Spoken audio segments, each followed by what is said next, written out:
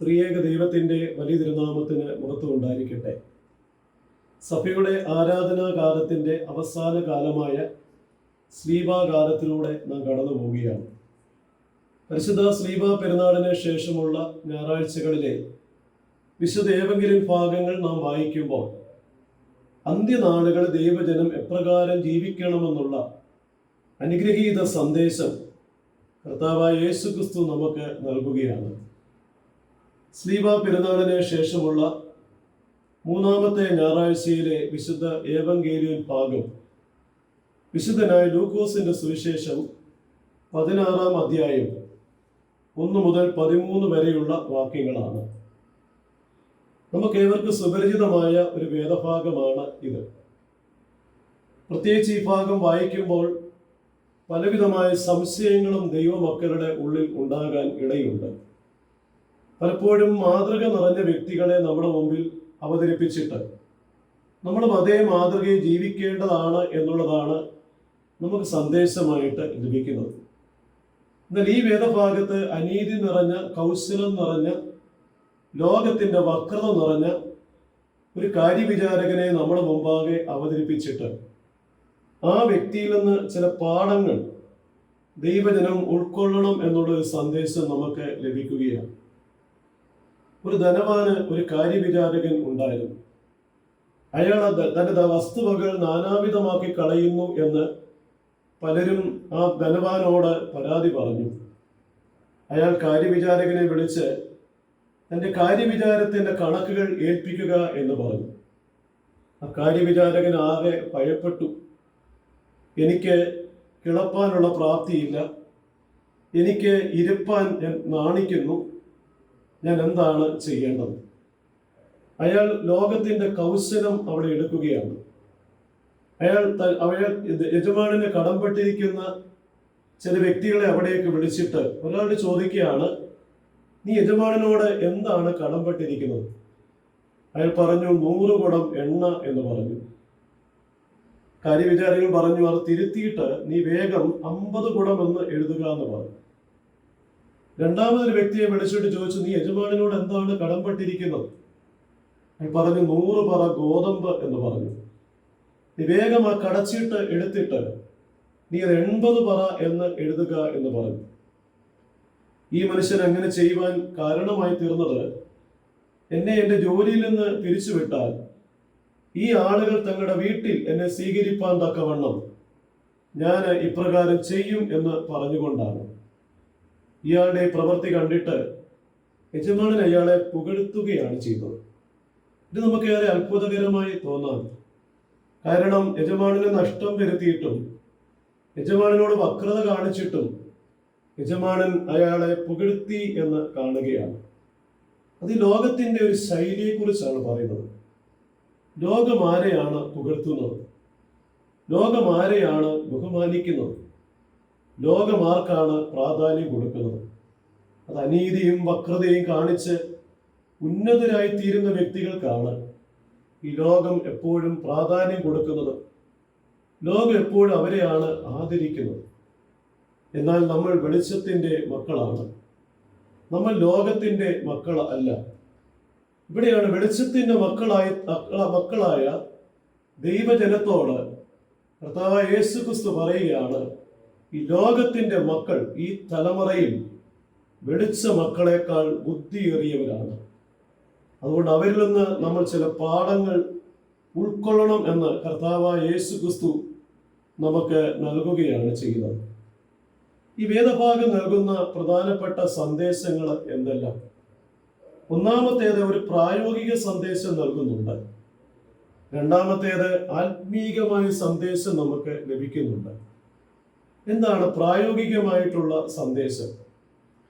ഈ വേദഭാഗം വായിക്കുമ്പോൾ നമുക്ക് അറിയാം, ആ കാര്യവിചാരകൻ ഇപ്രകാരം ചെയ്യുവാനുള്ള കാരണം തന്നെ തന്റെ ജോലിയിൽ നിന്ന് പിരിച്ചുവിട്ടാൽ മറ്റുള്ളവർ അവരുടെ നിത്യകൂടാരങ്ങളിൽ തന്നെ ചേർക്കുവാൻ തക്കവണ്ണം താൻ അവരോട് കരുണ കാണിച്ചു, അവരോട് ദയ കാണിച്ചു, അവരോട് സ്നേഹം കാണിച്ചു എന്നാണ്.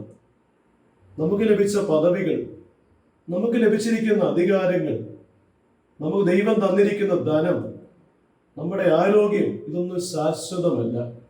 ഇതൊക്കെ ഇല്ലാതായി തീരുന്നതാണ്.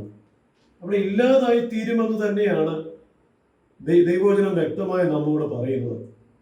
നമുക്ക് ലഭിച്ചിരിക്കുന്ന മാമോൻ, അല്ലെങ്കിൽ നമ്മുടെ സമ്പത്ത്, നമ്മുടെ ആരോഗ്യം, നമ്മുടെ അധികാരം, നമ്മുടെ പദവി, ലോകപരമായി ലഭിച്ച എല്ലാം ഒരിക്കൽ ഇല്ലാതെയായി തീരും. അതിൽ ഇല്ലാതെയായി തീരുമ്പോൾ മറ്റുള്ളവർ അവരുടെ നിത്യകൂടാരങ്ങൾ ചേർക്കുവാൻ തക്കവണ്ണം നാം മറ്റുള്ളവരോട് കരുണ കാണിക്കണം എന്നാണ്. പ്രധാന പാഠം ഇതാണ്. അധികാരം, പദവി മുതലായവ ദൈവം നൽകുമ്പോൾ അത് മറ്റുള്ളവർക്ക് കരുണയും സ്നേഹവും ദയയും കാണിക്കുവാൻ തക്കവണ്ണമുള്ള ഒരു മാർഗമായി നാം അതിനെ സ്വീകരിക്കണം. അങ്ങനെയെങ്കിൽ ഒരിക്കൽ നമ്മുടെ അധികാരം തീരുമ്പോൾ, നമ്മുടെ പദവി ഇല്ലാതാകുമ്പോൾ, നമ്മുടെ സമ്പത്ത് ഇല്ലാതാകുമ്പോൾ മറ്റുള്ളവർ നമ്മളോടും കരുണ കാണിക്കും എന്നാണ് ഈ വേദഭാഗം നമ്മളെ ഓർമ്മിപ്പിക്കുന്നത്. നമുക്ക് ലഭിച്ചിരിക്കുന്ന അധികാരം മറ്റുള്ളവരുടെ അമ്പ് കാണിക്കാനും അഹന്ത കാണിക്കാനും ഉപദ്രവിക്കുവാനുമുള്ള ഒരു മാർഗമായി നമ്മൾ അതിനെ ഉപയോഗിച്ചാൽ ഒരിക്കലും ഇതെല്ലാം തീരുമ്പോൾ, അധികാരമില്ലാതായി തീരുമ്പോൾ മറ്റുള്ളവർ നമ്മളെ ഗൗനിക്കുകയോ നമ്മളെ പരിഗണിക്കുകയോ ചെയ്യാതെ നമ്മൾ പരിഹാസ വിഷയമായി തീരുമെന്ന് ഈ വേദഭാഗം നമ്മളെ ഓർപ്പിക്കുന്നു. രണ്ടാമതായി ഒരു ആത്മീക സന്ദേശം നമുക്ക് ഈ വേദഭാഗത്തു നിന്ന് ലഭിക്കുന്നുണ്ട്. അനീതിയുള്ള മാമോനെ കൊണ്ട് നിങ്ങൾ സ്നേഹിതരെ സമ്പാദിച്ചുകൊള്ളുവീൻ എന്നുള്ളതാണ് ഇവിടെ കർത്താവായ യേശു ക്രിസ്തു നമ്മോട് പറയുന്നത്. മാമോൻ എന്ന അറാമായ പദത്തിന്റെ അർത്ഥം സമ്പത്ത് എന്നാണ്. സമ്പത്ത് എന്ന് പറഞ്ഞാൽ നമുക്ക് ധനം എന്ന് മാത്രമല്ല, നമ്മുടെ ആരോഗ്യം, നമ്മുടെ അറിവ്, നമ്മുടെ അധികാരം, നമ്മുടെ പദവി, ഇതെല്ലാം മാമോനാണ്. ലോകപരമായി ലഭിച്ചിരിക്കുന്ന എല്ലാ ധനത്തിൻ്റെയും പേരാണ് മാമോൻ എന്നുള്ളത്. ഈ മാമോനെ കൂടെ നമ്മൾ സ്നേഹിതന്മാരെ സമ്പാദിച്ചു കൊള്ളി. ഇവിടെ ലോകപരമായി നമുക്ക് ധാരാളം സ്നേഹിതരെ നമ്മുടെ പണം ഉപയോഗിച്ച്, നമ്മുടെ സമ്പത്ത് ഉപയോഗിച്ച്, നമ്മുടെ അധികാരം ഉപയോഗിച്ച് നമുക്ക് നേടുവാൻ തക്കവണ്ണം കഴിയും. എന്നാൽ ആ സ്നേഹിതരൊക്കെ ഈ ലോകത്തിൽ നമ്മുടെ ജീവൻ ഇല്ലാതാകുമ്പോൾ നമുക്ക് നഷ്ടമായി തീരുകയും ചെയ്യും. ഇത് നിലനിൽക്കുന്ന ചില സ്നേഹിതന്മാരെ നേടിയെടുക്കുവാൻ തക്കവണ്ണമുള്ള മുഖാന്തിരങ്ങളാണ് നമുക്ക് ദൈവം തന്നിരിക്കുന്ന ധനം, നമ്മുടെ അധികാരം, നമ്മുടെ പദവി, നമ്മുടെ ആരോഗ്യമെന്ന് ഈ വേദഭാഗം നമ്മളെ ഓർപ്പിക്കുകയാണ് ചെയ്യുന്നത്. ഏതെല്ലാം സ്നേഹിതന്മാരെയാണ് നാം ഈ ലോക ജീവിതത്തിൽ സമ്പാദിക്കേണ്ടത്? നിലനിൽക്കുന്ന ഒന്നാമത്തെ സ്നേഹിതൻ നിത്യജീവനാണ്. സമ്പാദിക്കേണ്ട ഏറ്റവും പ്രധാനപ്പെട്ട സ്നേഹിതൻ നിത്യജീവനാണ്. നിത്യജീവൻ പ്രാപിക്കുവാൻ വേണ്ടിയാണ് യേശു നമ്മളെ എല്ലാവരെയും തിരഞ്ഞെടുത്തത്. നമുക്ക് ലഭിച്ചിരിക്കുന്ന ഈ ആയുസ്സിൽ നാം നേടേണ്ട ഏറ്റവും പ്രധാനപ്പെട്ട കാര്യം നിത്യജീവൻ തന്നെയാണ്. യേശു പറഞ്ഞല്ലോ, ഒരുവൻ സർവ്വലോകവും നേടിയിട്ടും തന്റെ ജീവനെ നഷ്ടപ്പെടുത്തിയാൽ അവൻ എന്ത് പ്രയോജനം? ലോകത്തിലെ ധനമെല്ലാം നേടി, വസ്തുവകളെല്ലാം നേടി, പല കാര്യങ്ങളും നേടിയെടുത്തു എങ്കിലും നമുക്ക് നിത്യജീവൻ നഷ്ടപ്പെട്ടു പോയാൽ ഒരു പ്രയോജനവുമില്ല എന്ന് തിരുവചനം വ്യക്തമായി പറയും.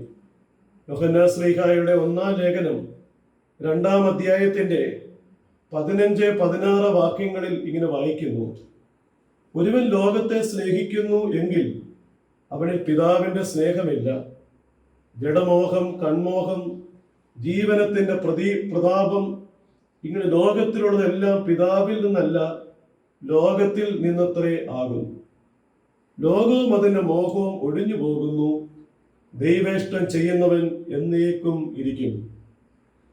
ലോകപരമായി നാം നേടിയെടുക്കുന്ന എല്ലാ ധനങ്ങളും എല്ലാം ഒഴിഞ്ഞു പോകുന്നു. ആ ധനങ്ങളെ കുറിച്ച് പറയുകയാണ് ജഡമോഹം, കൺമോഹം, ജീവനത്തിന്റെ പ്രതാപം, ഇതെല്ലാം നഷ്ടപ്പെട്ടു പോകുന്നതാണ്. എന്നാൽ നിത്യജീവൻ നേടിയാൽ, നിത്യജീവൻ പ്രാപിച്ചാൽ അതൊരിക്കലും നഷ്ടപ്പെട്ട് പോകുന്നില്ല.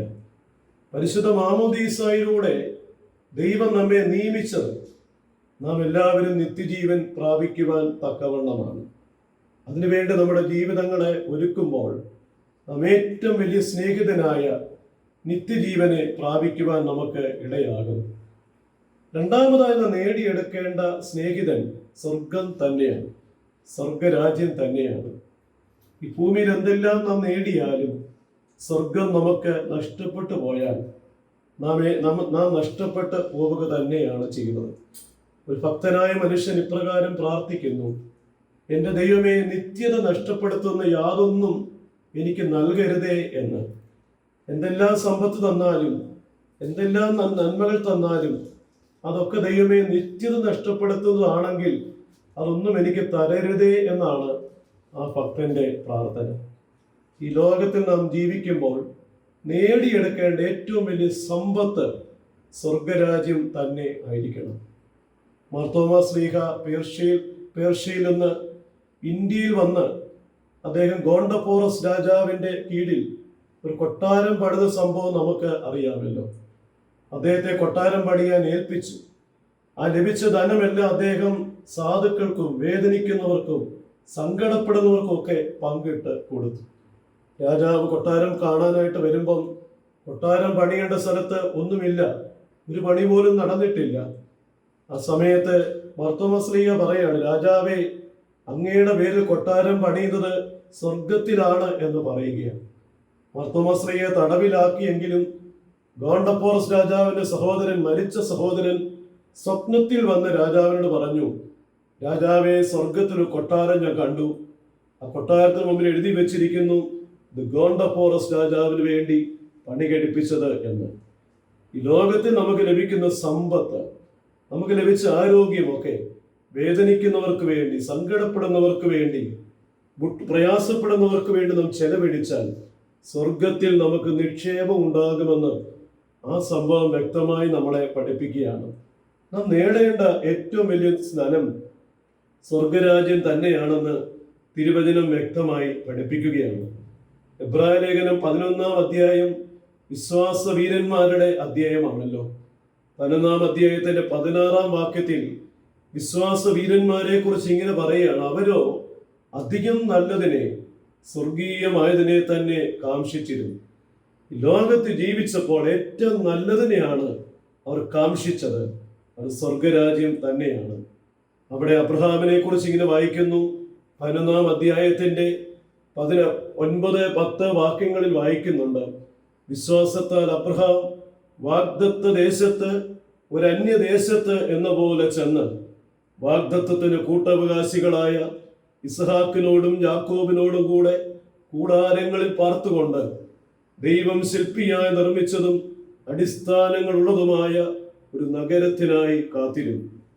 ആ നഗരം സ്വർഗീയ യെരൂശലേമായിരുന്നു. സ്വർഗമായിരുന്നു ആ നഗരം. ഈ ഭൂമിയിൽ ധാരാളം ധനം ലഭിച്ച വ്യക്തിയാണ് അബ്രഹാം. വസ്തുവകകൾ, ആടുമാടുകൾ ഉണ്ടായിരുന്ന വ്യക്തിയാണ് അബ്രഹാം. പക്ഷെ അബ്രഹാമിന്റെ ദർശനം സ്വർഗത്തിന്റെ ദർശനമായിരുന്നു. നമുക്ക് ഈ വേദഭാഗം നൽകുന്ന പ്രധാന സന്ദേശങ്ങളിലേക്ക് ഒരിക്കൽ കൂടെ കടന്നു വരാം. ഈ ലോകത്തിൽ നമുക്ക് ലഭിച്ചിരിക്കുന്ന മാമോൻ, നമ്മുടെ അധികാരം, നമ്മുടെ ധനം, ആരോഗ്യം, പദവി എല്ലാമാണ്.